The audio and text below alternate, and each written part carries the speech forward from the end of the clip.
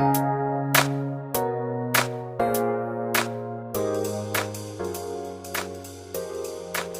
friend, it's Mesha with the Golden Nugget of the Day to help you along your way. Let's talk about how some people compare life to a spades game. And if you think about it, a lot of it is true. In particular, this part of a spades game is what I want to discuss with you today. So if you are playing spades, you have to follow the suit that led. So if somebody plays a heart, you have to play a heart if you have one in your hand. But if you don't, if you play off suit and throw out like a club, then you will make your partner very upset because you will have done what? I know y'all know the word. Renege. Renege. What is renege? It is actually a true English word. R-E-N-E-G-E.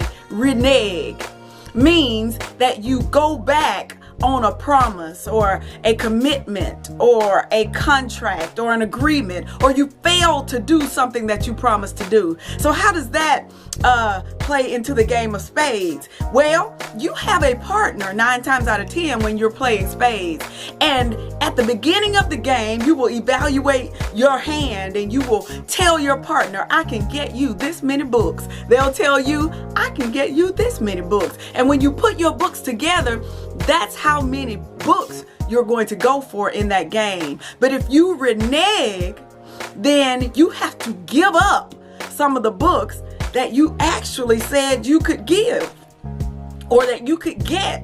So you actually fail to keep a promise to your partner that you said you would keep. It's going to make your partner very upset because you'll probably end up losing that game.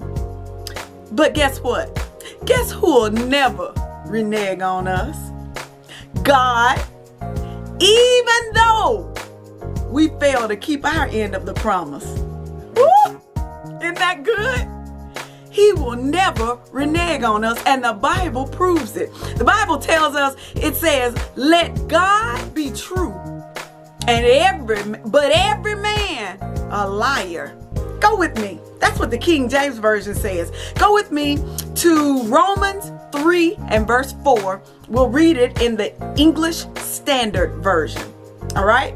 It reads, by no means let God be true, though everyone were a liar. As it is written, that you may be justified in your words and prevail when you are judged. Listen, Paul wrote Romans, and somebody asked Paul in the verse before this, they said, listen, if the Jewish people if they fail to follow God's law, will God stop being faithful to them? And Paul answered with a resounding, God forbid. No, by no means would he ever stop being faithful just because you stop being faithful. God will remain true even though every man lies.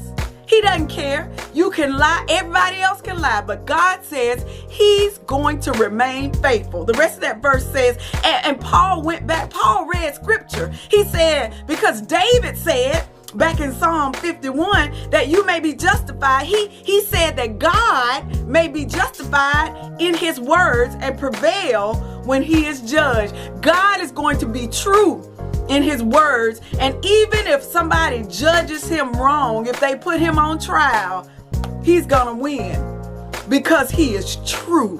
We talked about the truth last week, and we're staying right there this week because God is true and he's true to his word. That is good news on a Tuesday. Woo! I love y'all. Let's talk next week.